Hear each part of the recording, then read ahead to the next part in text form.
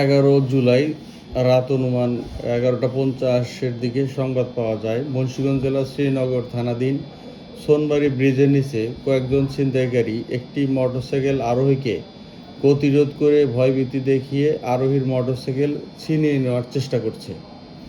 সংবাদ প্রাপ্তির সাথে সাথে আমি বেতার যন্ত্রের মাধ্যমে সংশ্লিষ্ট এলাকার রাত্রিকালীন মোবাইল টিম কিলো 5 অফিসারকে অবহিত করি। তিনি তাৎক্ষণিক ঘটনাস্থলে উপস্থিত হন এবং জনগণের সহায়তায় 2 জন মোটরসাইকেল ছিনতাইকারীকে আটক করেন। অতঃপর আটককৃত আসামিদের থানা হেফাজতে নিয়ে আসেন। জব্দকৃত মোটরসাইকেল থানা হেফাজতে রয়েছে। এতদ বিষয়ে মামলা রুজুর বিষয়টি প্রক্রিয়াধীন রয়েছে।